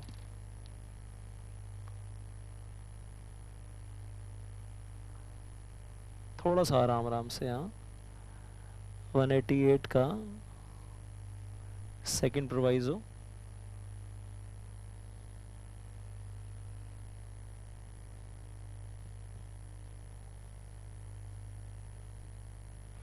मैं लिख ही लूँ, आपकी स्क्रॉलिंग जो चल रही है that is very fast. 186 subsection 1 में प्रोवाइजो 1 और 2,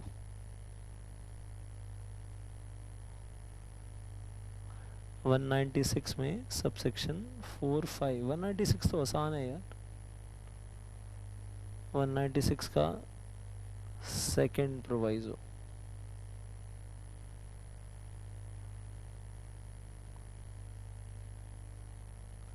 टू 4 और 205 की रिकॉर्डिंग आपका इंतज़ार कर रही है। हाँ, मेरे जाने के बाद वो रिकॉर्डिंग दोबारा से प्ले होने वाली है, वो आज ख़त्म करके जाना है आपको। उसमें अभी 26 मिनट का बाकी, कुछ 25-26 मिनट। 188 का सेकंड प्रोवाइजो बता रहा हूँ। हाँ जी, इंडेक्स की कमी है इलाहाबाद, आपने बिल्कुल सही बोला, I do agree with that. लेकिन इंडेक्स यार अपना, मैं एक सीरियस एडवाइस दूँ इलाहाबाद, आप प्लीज़ अपना खुद का एक इंडेक्स बनाओ सेक्शन वाइज, और उसके अंदर अपने इंडेक्स की हेडिंग्स अपने हिसाब से बनाओ। सेक्शन नंबर के आगे सेक्शन नंबर लिखो और उसके सामने लिखो कि उसके टॉपिक का टाइटल आप होते तो आप क्या बनाते, और फिर वो पूरा इंडेक्स जो है ना वो रट्टा मारना है, and then you will be able to remember the section number very very very comfortably. चलिए मेरे पास 4 क्वेरीज हैं ऑन पेपर, मैं अब उन चारों क्वेरीज को डील कर लूँ। और 203 के बारे में भी कुछ मुझसे पूछा गया, वो भी एक बार 203 का सेकंड प्रोवाइजो। 5 क्वेरीज है मेरे पास इस वक्त, मैं पांचों क्वेरीज डील कर लेता हूँ एक के बाद एक। तो 188 से ही शुरू करते हैं और going step by step.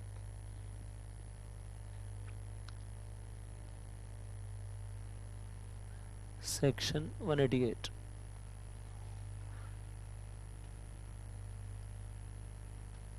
Related party transaction.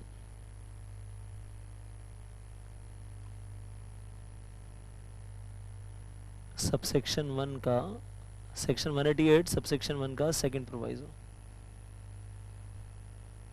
छोटा सा है यार, थर्ड प्रोवाइजो तो फिर भी जान लगानी पड़ती है, ऑर्डिनरी कोर्स और आर्म्स लेंथ। सेकंड प्रोवाइजो तो इतना ही कहता है कि कोई भी मेंबर, वेल वो वोट नहीं करेगा, पहले स्पेशल था अब ऑर्डिनराइजेशन हो गया, to approve the contract arrangement which may be enter into by the company if such member is related party. अगर वो मेंबर खुद रिलेटेड पार्टी की वेल डेफिनेशन में सेक्शन 2 क्लॉज 76 में फॉल कर रहा है, तो फिर वो मेंबर वहाँ वोटिंग में पार्टिसिपेट नहीं करेगा। तो it is as simple as that कि अगर मैं वापस चलता हूँ पीछे की तरफ, रिलेटेड पार्टी की डेफिनेशन में आ जाते हैं। रिलेटेड पार्टी कौन? डायरेक्टर और his relative. Taking very simple example, तो हमारी कंपनी एक कॉन्ट्रैक्ट साइन कर रही है किसके साथ? डायरेक्टर के रिलेटिव के साथ, और वो जो रिलेटिव है, वो जो रिश्तेदार है, वो हमारी कंपनी का मेंबर भी है। तो डायरेक्टर की वाइफ है, वो हमारी कंपनी में डायरेक्टर तो नहीं है, लेकिन वो हमारी कंपनी की शेयर होल्डर है, और हम कॉन्ट्रैक्ट साइन कर रहे हैं, हमारी कंपनी कॉन्ट्रैक्ट साइन कर रही है डायरेक्टर की वाइफ के साथ, उससे कुछ रॉ मटेरियल परचेज कर रहे हैं वटेवर। इधर डायरेक्टर साहब बोर्ड मीटिंग में है, उधर उनकी वाइफ जनरल मीटिंग में है हमारी कंपनी की। तो इधर डायरेक्टर साहब बोर्ड मीटिंग में अपना इंटरेस्ट डिस्क्लोज करेंगे और डिस्कशन में वोटिंग में पार्टिसिपेट नहीं करेंगे। उधर उनकी वाइफ वहाँ जनरल मीटिंग में बैठी है, वो भी जनरल मीटिंग में बैठेगी, आएगी, बैठेगी, लेकिन वो वोटिंग के टाइम वोटिंग में पार्टिसिपेट नहीं करेगी। तो जहाँ आरपीटी ट्रांजेक्शन हम कर रहे हैं रिलेटेड पार्टी के साथ, तो कंपनी का जो मेंबर खुद रिलेटेड पार्टी है उस पर्टिकुलर ट्रांजेक्शन के लिए, वो पर्टिकुलर मेंबर वहाँ पर वोटिंग में पार्टिसिपेट नहीं करेगा। I repeat one last time, no member of the company shall vote on any resolution to approve any contract और arrangement which may be entered into by the company if such member himself or such member herself is a related party. That's it, nothing much. Third proviso भी बता दूं 188 का, तो third proviso भी सुन लो यार। When I से third proviso, यही है, थोड़ा सा जानदार है, ये पूरा का पूरा सबसेक्शन अप्लाई नहीं होता, और इस पूरे सबसेक्शन में ना तो बोर्ड अप्रूवल चाहिए और ना ही शेयर होल्डर अप्रूवल चाहिए, कुछ भी नहीं चाहिए। अगर जो ट्रांजैक्शन हो रही है वो ऑर्डिनरी कोर्स ऑफ बिजनेस में है, जो कि कंपनी के मेन ऑब्जेक्ट्स में आता है, और company day to day business पे करती है, बेसिस पे करती है। ऐसा नहीं कि वो वंस इन अ वाइल 5 साल में एक बार कॉन्ट्रैक्ट होता है, इतना बड़ा कॉन्ट्रैक्ट है जो वंस इन अ वाइल होता है, वो नहीं होना चाहिए। तो ऑर्डिनरी कोर्स ऑफ बिजनेस का मतलब डे टू डे बेसिस है, और कंपनी के मेन ऑब्जेक्ट क्लॉज में कहीं ना कहीं कवर्ड है, या may be ancillary incidental objects में कवर्ड है, लेकिन डे टू डे बिजनेस पे बेसिस पे कंपनी करती है, वो कॉन्ट्रैक्ट है। और साथ में कह रहे हैं ट्रांजेक्शन कुछ ऐसी है, ये लैंग्वेज थोड़ा सा घुमाई इन्होंने, other than transaction which are not on the arms length basis. Transaction कुछ ऐसी है जो not on the arms length basis के अलावा कुछ है। 2 बार माइनस माइनस हो जाता है, मैंने क्लास में समझाया भी हुआ इसका, रिकॉर्डिंग में आपने देखा होगा, माइनस माइनस बिकम्स प्लस, 2 बार माइनस माइनस। कौन सी ट्रांजेक्शन है? अदर देन ट्रांजेक्शन जो कि आर्म्स लेंथ बेसिस पे ना हो। तो फिर कौन सी ट्रांजेक्शन जो आर्म्स लेंथ बेसिस पे हो, हिंदी अनुवाद करना है, उसको घुमाना है। ऐसी कोई ट्रांजेक्शन जो हम बात करें अदर देन द ट्रांजेक्शन जो आर्म्स लेंथ बेसिस पे ना हो, आर्म्स लेंथ बेसिस पे ना हो, उसके अलावा कौन सी? तो भाई कौन सी? जो आर्म्स लेंथ बेसिस पे हो। लॉ मेकर ने बेवजह कई बार लॉ को इतना कॉम्प्लिकेट कर देता लैंग्वेज को, ऐसा लगता है ज़रूरत ही नहीं होती है। लेकिन आर्म्स लेंथ बेसिस हम किसको बोलते हैं? जिसमें हमने उस रिलेटेड पार्टी को अपने से दूर ट्रीट किया है और उसको बोला कि हम तुम्हें अनरिलेटेड पार्टी की तरह ट्रीट कर रहे हैं, अनकनेक्टेड पार्टी की तरह, और हम तुम्हें कोई स्पेशल फेवर नहीं दे रहे हैं, as if you are not a related party. तो हमने उसको ट्रीट ऐसे ही किया जैसे कि वो पार्टी हमारे साथ रिलेटेड नहीं है, on the arms length basis. इसको कहा गया है आर्म्स लेंथ बेसिस। तो जिस प्रकार किसी अननोन अनरिलेटेड पार्टी के साथ ट्रांजेक्शन करते और हम मतलब आर्म्स लेंथ बेसिस किसको बोल लेते हैं, जब हम कहते हैं कि अगर हम मार्केट से वही सामान खरीदते किसी ऐसे अननोन पर्सन से जो हमारे लिए रिलेटेड पार्टी नहीं है, तो हम उसको जो प्राइस पे करते वही प्राइस हम रिलेटेड पार्टी को पे कर रहे हैं, तो मान लेंगे कि हमने उसको अननोन पार्टी की तरह ट्रीट किया है। या फिर सिचुएशन 2, हमने all over India tender invite किए और रिलेटेड पार्टी से जो टेंडर आया वो लोएस्ट टेंडर है, इसलिए उसको अलॉट किया जा रहा है, उस रिलेटेड पार्टी को कोई फेवर नहीं दिया जा रहा है, तो हमने उसको आर्म्स लेंथ बेसिस पे ट्रीट किया है, that is arms length basis. तो ऐसे केस में ना बोर्ड अप्रूवल चाहिए ना शेयर होल्डर अप्रूवल चाहिए, मैनेजिंग डायरेक्टर खुद, purchase manager of the company खुद परचेज कर लेगा, क्योंकि कोई स्पेशल फेवर तो दिया नहीं जा रहा है।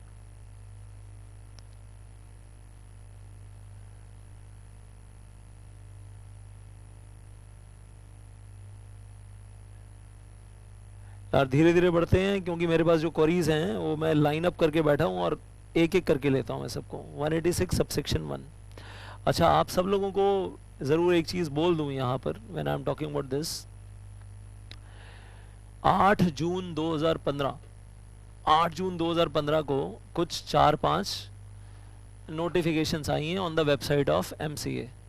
पहला नोटिफिकेशन आया exemptions granted to private company. अभी क्योंकि बीच में पॉइंट उठाया गया है इसलिए मैं भी पॉइंट उठा रहा हूँ।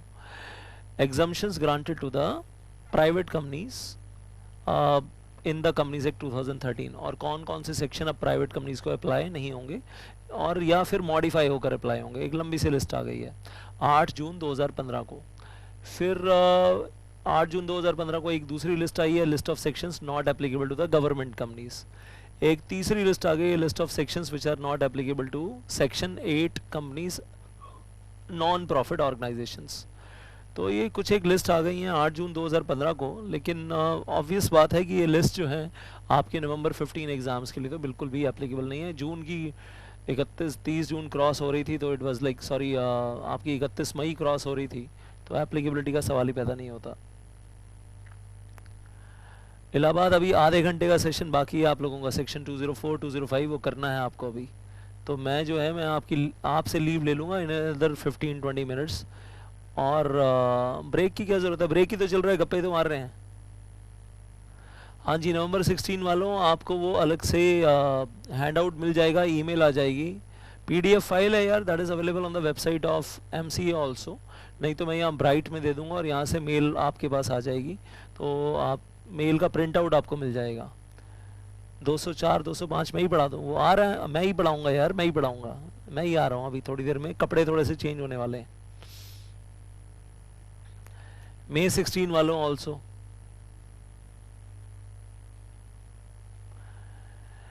पेज नंबर 4.7 का MCA सर्कुलर भी बता दो। चलो वो भी बता दूंगा अभी।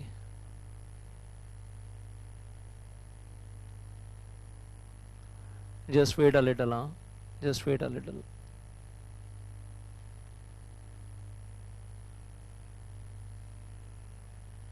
On the bottom page number 4.7 MCA circular on the bottom. In the second proviso of 188 subsection 1 it is hereby clarified that related party का reference simple है यार, इसमें क्या दिक्कत आ गई आपको। related party का reference जो है उसी related party के बारे में बात हो रही है जो कि उस contract के लिए related है। अब कंपनी में 10 डायरेक्टर हैं, कंपनी में 10 डायरेक्टर हैं, उनमें से एक डायरेक्टर की वाइफ के साथ कॉन्ट्रैक्ट कर रहे हैं। अब बाकी जो 11 डायरेक्टर हैं या बाकी जो 9 डायरेक्टर हैं वो थोड़ा ना उसमें रिलेटेड पार्टी हैं यार, और उनकी जो वाइफ हैं वो थोड़ा ना उसमें रिलेटेड पार्टी हैं। तो अगर दूसरे जो 9 डायरेक्टर हैं उनकी जो वाइफ हैं, उनके जो रिलेटिव हैं, वो अगर कंपनी में शेयर होल्डर हैं, मेंबर हैं, तो क्या वो लोग वहाँ पर बैठकर वोटिंग में पार्टिसिपेट कर सकते हैं as member? Answer is yes. लेकिन जिस डायरेक्टर की वाइफ के साथ कॉन्ट्रैक्ट हो रहा है और वो खुद उसमें रिलेटेड पार्टी है और ख़ुद वो कंपनी की मेंबर है, तो वो उसमें बैठकर वोटिंग में पार्टिसिपेट नहीं करेगी, जनरल मीटिंग में एज मेंबर वोटिंग में पार्टिसिपेट नहीं करेगी। लेकिन दूसरे डायरेक्टर्स और दूसरे जो उनके रिलेटिव्स हैं वो लोग भी कंपनी के शेयर होल्डर की हैसियत से जनरल मीटिंग में बैठे हैं, लेकिन कॉन्ट्रैक्ट जो हो रहा है उस कॉन्ट्रैक्ट का उन लोगों से कोई लेना देना ही नहीं है, तो उस कॉन्ट्रैक्ट के लिए वो लोग रिलेटेड पार्टी नहीं माने जाएंगे, और वो लोग रिलेटेड पार्टी नहीं माने जाएंगे तो वो एज मेंबर जनरल मीटिंग में वोट दे सकते हैं, दे कैन, ये लिखा हुआ है बस। तो रिलेटेड पार्टी सिर्फ उसी पार्टी को मानो जो उस पर्टिकुलर कॉन्ट्रैक्ट के साथ रिलेटेड है जो आप जनरल मीटिंग में अप्रूव कर रहे हैं, सबको बेवजह रिलेटेड पार्टी नहीं मानो।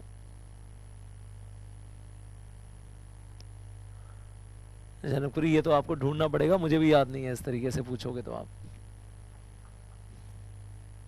पेज नंबर मुझे एग्जैक्टली याद नहीं है कौन से पेज पे है।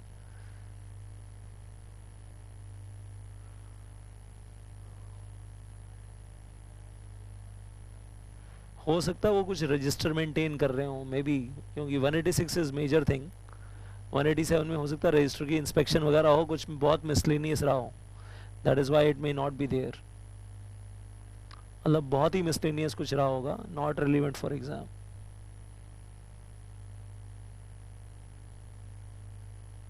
क्या कंपनी अपने शेयर होल्डर्स के साथ ट्रांजेक्शन कर सकती है? Answer is yes. वो तो कोई दिक्कत ही नहीं है, उनको रिलेटेड पार्टी भी नहीं माना जाता। डायरेक्टर के थ्रू जो लाइन चलती है ना, सेक्शन 2 क्लॉज 76, उनकी प्रॉब्लम है।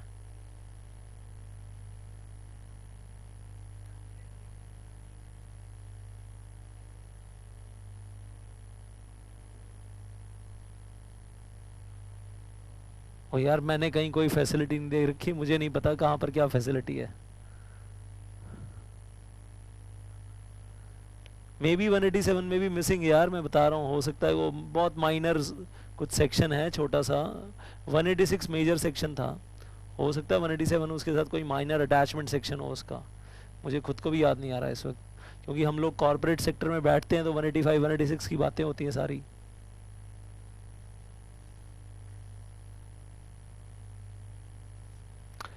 हाँ जी आ रहे हैं, 186 के प्रोवाइजो पे आ रहे हैं अब।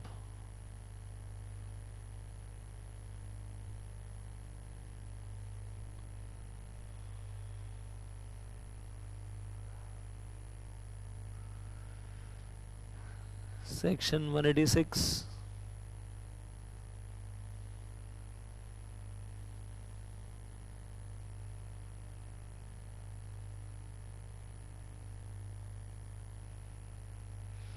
Subsection 1 proviso 1 and 2। Simple point है यार, आसान है, nothing much difficult about this.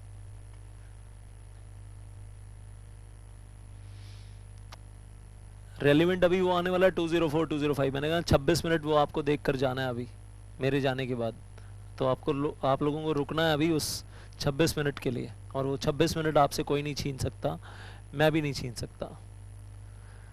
Now we are saying provided that the provision of subsection shall not apply. वो जो 2 लेयर की लिमिट लगा रखी है कि 2 लेयर से ज़्यादा नहीं होनी चाहिए, तो 2 लेयर वाली लिमिट अप्लाई नहीं होगी। मतलब 3 लेयर भी हो सकती हैं इन्वेस्टमेंट कंपनी की, 4 लेयर भी हो सकती हैं इन्वेस्टमेंट कंपनी की। कब कब हो सकती हैं? जब एक इंडियन कंपनी एक फॉरेन कंपनी को एक्वायर कर रही है, एक इंडियन कंपनी फॉरेन कंट्री में एक फॉरेन कंपनी का टेक ओवर कर रही है, और उस फॉरेन कंपनी के पास उसके नीचे पहले ही investment company layer 1, investment company layer 2, investment company layer 3, investment company layer 4, पहले लेयर लगाकर उनकी लाइन है as per their law, as per their countries law. और इंडियन कंपनी ने अब उस फॉरेन कंपनी का टेक ओवर कर लिया, उसको अपनी सबसी बना लिया, तो उसके नीचे वाली लेयर भी हमारी हो गई, लेकिन हमने थोड़ा क्रिएट की है, हमने क्रिएट नहीं की, और ये आज भी अलाउड है, आज भी हम ऐसा करना चाहें तो कर सकते हैं। तो आज की तारीख में हम इंडिया में 2 से ज़्यादा लेयर क्रिएट नहीं कर सकते, लेकिन फॉरेन कंपनी में हम ऑब्वियसली टेक ओवर कर रहे हैं फॉरेन कंपनी का, उसके नीचे पहले से 3 लेयर या 3 से ज़्यादा लेयर हैं, तो वो तो हम एक्वायर कर सकते हैं, we can. Then subsidiary company from this provision or this subsection shall not affect a subsidiary company from having an investment subsidiary for the purpose of meeting requirement under any law or under any rule or regulation framed under any law for the timing in force।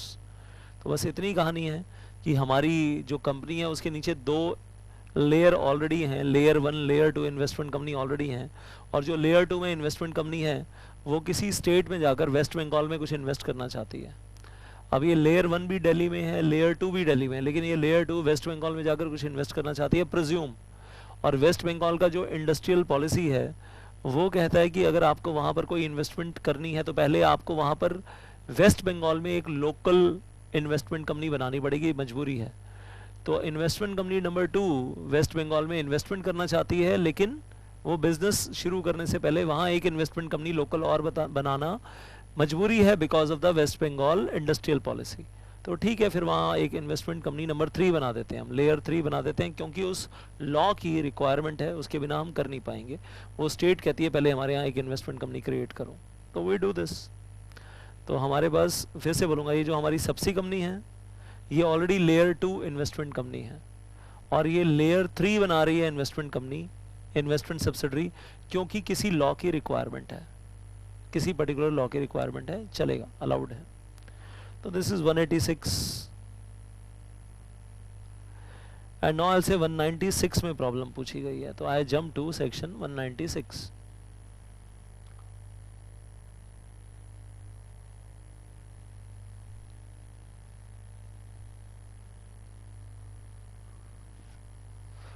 अच्छा, पहले 203 से ही चलते हैं आगे। 203 subsection 2, rather 203 second proviso में problem आ रही है। और यार इसमें तो इतना आपके साथ मेहनत हो चुकी है ऑलरेडी। हाँ, सेकंड प्रोवाइजो, इसमें तो आपने देखा होगा वीडियो के अंदर भी, that was quite confusing initially, फिर फाइनली उसका सॉल्यूशन मेहनत कर करके निकाला है वीडियो के अंदर। क्योंकि पूरे डायरेक्टर में यही एक इकलौता है जो परेशान करता है, दुखी करता है।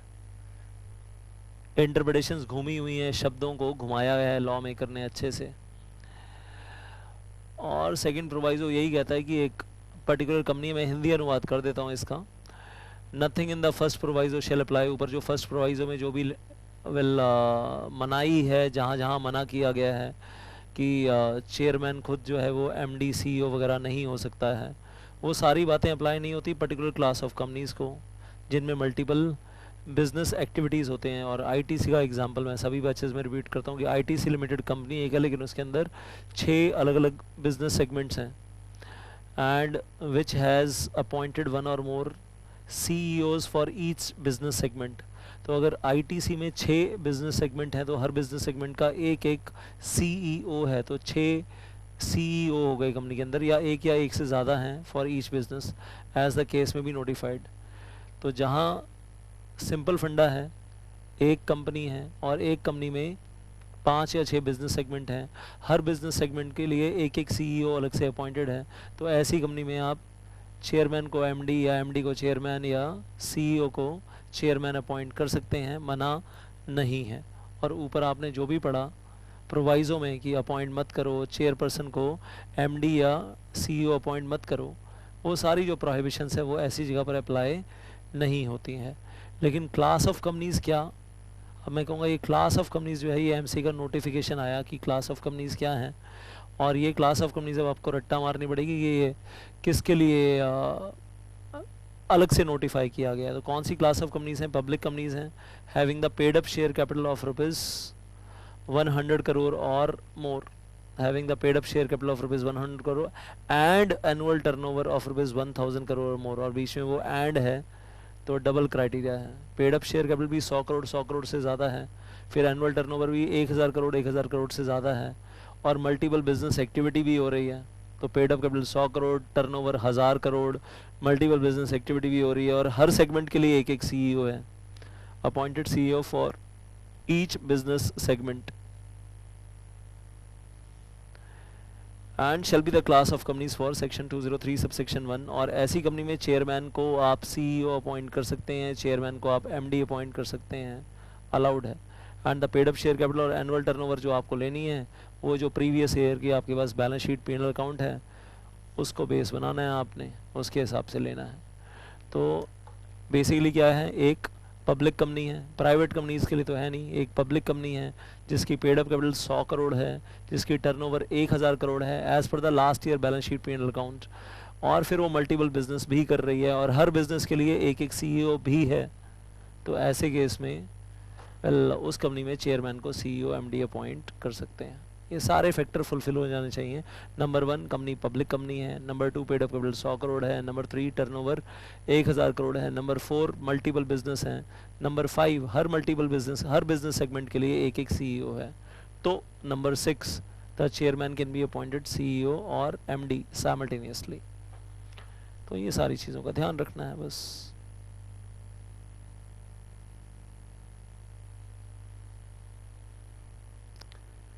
चेयरपर्सन ऑफ द कंपनी, यार चेयरपर्सन में और इस वक्त डिटेल में नहीं जाना चाहता हूँ टू बी वेरी ऑनेस्ट। आप लोगों के लिए एग्ज़ाम के लिए ऐसा कुछ रेलिवेंस है नहीं। आप कहते तो आपको एक झलक दिखा देता हूँ चेयरपर्सन ऑफ द कंपनी की। एक होता है चेयरपर्सन ऑफ द कंपनी, एक होता है chairperson of particular general meeting, एक होता है chairperson of particular board meeting. तो आपको एक छोटी सी झलक दिखा रहा हूँ चेयरपर्सन की कि चेयरपर्सन ऑफ द कंपनी कौन होता है। CA IPCC लेवल में एक चैप्टर होता था जनरल मीटिंग। CA IPCC में जनरल मीटिंग का चैप्टर था और जनरल मीटिंग के चैप्टर में quorum of general meeting, proxy और ये चेयरपर्सन तब पढ़ा करते थे। तो ये IPCC में से कुछ निकाल के दिखा रहा हूँ फिर आपको। CA IPCC regulation 70 of table F of schedule 1। ये अब मैं कहूँगा this is not CA final, this is CA IPCC कि चेयरपर्सन का क्या मतलब है। और टेबल F होता है article of association of the company limited by shares. तो उसमें बस इतना लिखा हुआ है, board of directors may elect a chairperson of the company, may not elect the chairperson of the company. और उसका टेन्योर कितना होगा will be decided by the board of directors. 1 year के लिए, 2 years, 3 years, 4 years, 5 years will be decided by board of directors. और board of directors जिसको chairperson of the company appoint करेंगे, ज़रूरी नहीं है कि वो व्यक्ति पहले से कंपनी का डायरेक्टर भी हो। किसी आउटसाइडर को भी चेयरपर्सन अपॉइंट करना चाहें तो कर सकते हैं, दे कैन अपॉइंट। तो चेयर और जिसको भी अपॉइंट करेंगे वो है चेयरपर्सन ऑफ बोर्ड या चेयरपर्सन ऑफ द कंपनी। लेकिन अगर वो बीमार है, किसी वजह से किसी एक पर्टिकुलर बोर्ड मीटिंग में नहीं आ पाता है, तो उस बोर्ड मीटिंग में अगर वो शेड्यूल टाइम से 5 मिनट तक नहीं पहुंचता है, तो वहाँ जितने डायरेक्टर बैठे हैं अपने में से किसी एक को इलेक्ट कर लेते हैं the chairperson of that particular board meeting, that is there. तो चेयरपर्सन कौन होता है Faridabad, this is the answer. और मैं कहूँगा regulation 70 of table F of schedule 1। ये कहीं सर्च मार लेना तो मिल जाएगा आपको टेबल F शेड्यूल 1। MC की वेबसाइट पे तो you can do the search that. MC की वेबसाइट पे जाओ, ऊपर ऊपर मिल जाएगा एक्ट्स एंड रूल्स, बस उस एक्ट्स और रूल्स पे क्लिक मारो और नीचे कंपनीज एक्ट 1956, कंपनीज एक्ट 2013 दोनों दिए हुए हैं। कंपनीज एक्ट मतलब बेयर एक्ट हाथ में हो यार, सिंपल है। और कंपनीज एक्ट 2013 पे क्लिक मारो तो उसके अंदर तुम्हें लास्ट में वो टेबल F मिलेगी, उसमें ये कॉन्सेप्ट दिया हुआ है। Once again I am repeating, the concept belongs to well CA IPCC। Chairperson का KMP से क्या रिलेशन है इस सेक्शन में? यार KMP की डेफिनेशन में तो चेयरपर्सन आता नहीं है, लेकिन हम ये कह रहे हैं कि चेयरपर्सन जो है वो MD भी हो सकता है और वो CEO भी अपॉइंट हो सकता है। तो अगर चेयरपर्सन खुद MD CEO अपॉइंट हो गया तो फिर वो KMP भी हो जाएगा, मतलब MD और CEO होने के नाते वो KMP में भी आ जाएगा और वो चेयरपर्सन होने के साथ साथ KMP भी बन जाएगा। बस इतना ही है।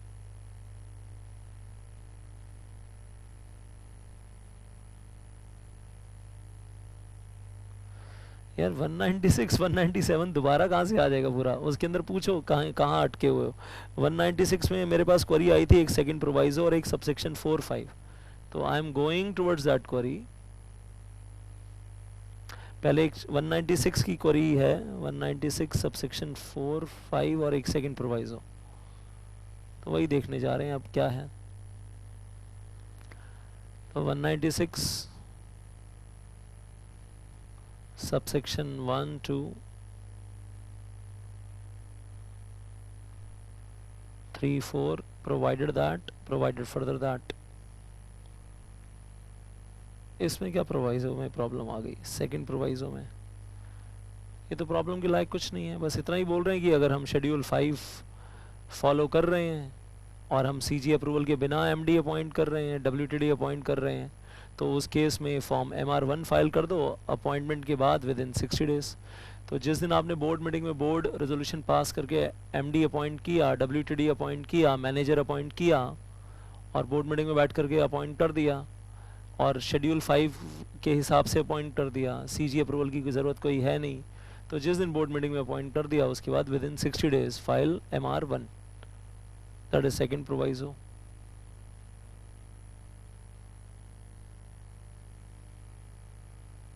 और सबसेक्शन 4 और सबसेक्शन 5 के लिए तो चार्ट बना हुआ है यार आपके पास, सबसेक्शन 4 सबसेक्शन 5 कि MD WTD मैनेजर अपॉइंट करने के लिए आपके पास 2 रास्ते हैं। यही चार्ट तो याद करना है आपको। ये सबसेक्शन 4 सबसेक्शन 5 कवर हो गया इसके अंदर। और एक तरीका है CG अप्रूवल लेकर अपॉइंट करो, दूसरा तरीका है शेड्यूल 5 में अपॉइंट करो। अगर CG अप्रूवल लेकर अपॉइंट कर रहे हो तो प्रायर CG अप्रूवल नहीं है अपॉइंटमेंट से पहले, अपॉइंटमेंट के बाद CG अप्रूवल लेना है, अपॉइंटमेंट के बाद एप्लीकेशन फाइल करनी है विद इन 90 डेज और you can say in other words with in 3 months. और 3 महीने की सैलरी तो आपने उसके हाथ में पकड़ा दी और CG का रिफ्यूज़ल भी बाद में आ गया तो आ गया, लेकिन वो तो 3 महीने की सैलरी तो वो ले गया, दैट इज़ हियर। और CG के पास एप्लीकेशन फाइल करेंगे तो MR2 में है। और उधर अगर आप शेड्यूल 5 में अपॉइंटमेंट कर रहे हो तो आपको CG अप्रूवल नहीं चाहिए, और CG अप्रूवल नहीं चाहिए, आप सिर्फ इन्फॉर्म कर दो CG को, या बेसिकली कहना चाहिए CG के बजाय ROC को इन्फॉर्म कर दो कि हम शेड्यूल 5 में MD WTD मैनेजर अपॉइंट कर चुके हैं और हम आपको बता रहे हैं कि हम अपॉइंट कर चुके हैं। और ये इंटीमेशन भी ROC को कितने टाइम में देनी है, with in 60 days after the appointment. MR1 के अंदर जानी है इंटीमेशन। MR2 जो है वो कहना चाहिए that is application form, MR1 is intimation form, यही है सबसेक्शन 4। अगर आप शेड्यूल 5 से वेरियांस पे हो, शेड्यूल 5 से वेरी कर रहे हो, शेड्यूल 5 फॉलो नहीं कर रहे हो तो CG अप्रूवल लेना है, और शेड्यूल 5 फॉलो कर रहे हो तो CG अप्रूवल नहीं चाहिए, सिंपल है। और साथ में ये करेंगे CG रिफ्यूज़ल आने के बाद भी अगर वो कंपनी में डटा रहता है, टिका रहता है, तो उसके बाद वो जो भी एक्टिविटीज़ कंपनी में करेगा वो सारी इनवैलिड है।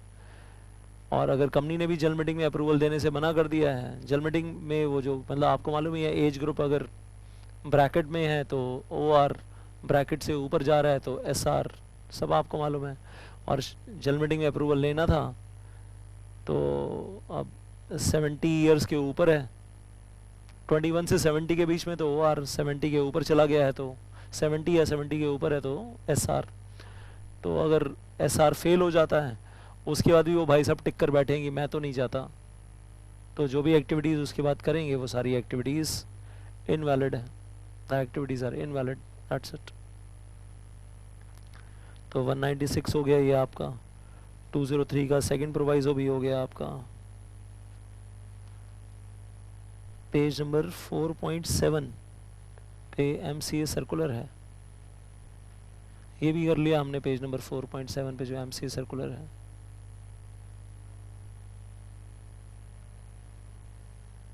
हाँ जी, तो जो मुझसे 6 क्वेश्चंस आपने पूछे थे वो 6 क्वेश्चंस के आंसर तो हो गए।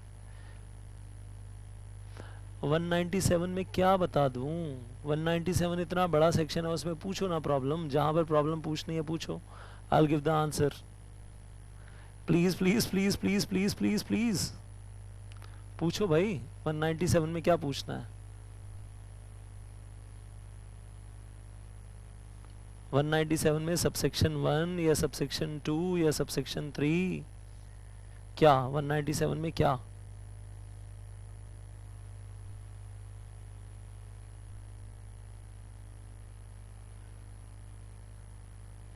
शेड्यूल 5 एंड देन 197 आ गया।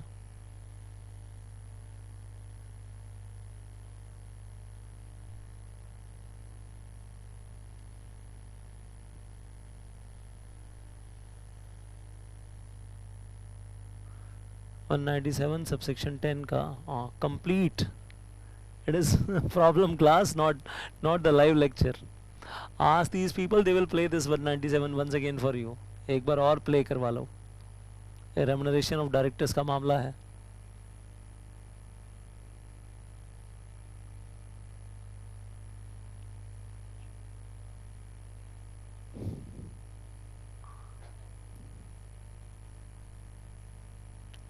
for nominee director contact. Very good. Thank you so much Faridabad.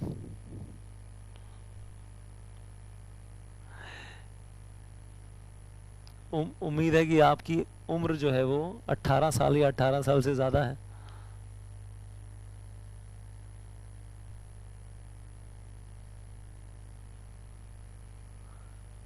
One 197 subsection 10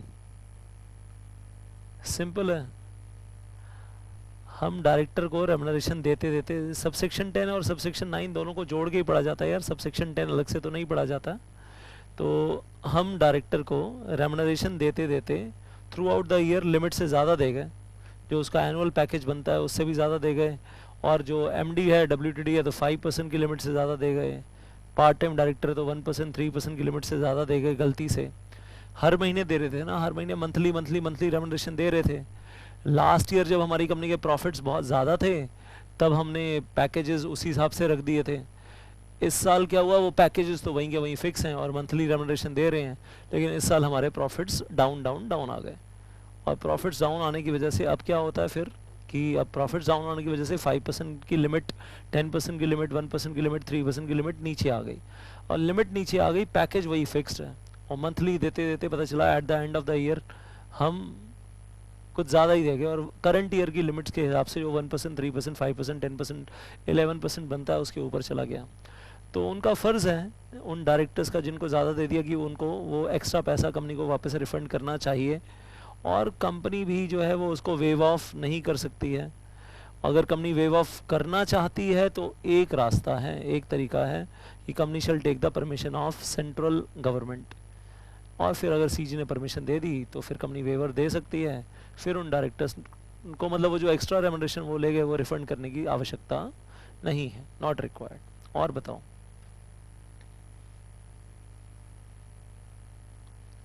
छब्बीस मिनट अभी चलने वाला है यार, 26 मिनट अभी चलने वाला. तो मेरे हिसाब से तो क्वेरीज अब ख़त्म ही है.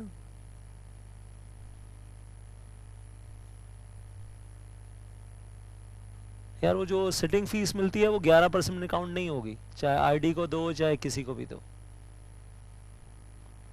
197 लखनऊ जयराम जी.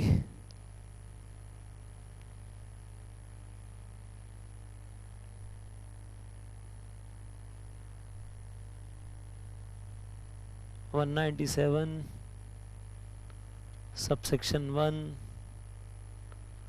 Second proviso. यार वो कह रहे हैं 5% की लिमिट जंप करनी है, 10% की लिमिट जंप करनी है, करो ना. But take the approval of company in the general meeting. 5% की बजाय 5.5% दे दो, 6% दे दो. 10% की बजाय 10.5% दे दो, 11% दे दो.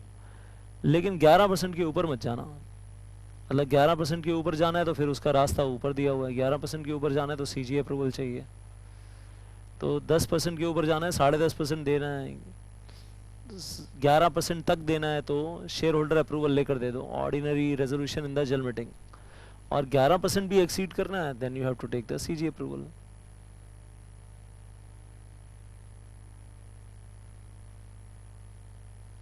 तो क्वेरी सेशन को आज मैं यहीं रोक रहा हूँ यार. I will be coming again.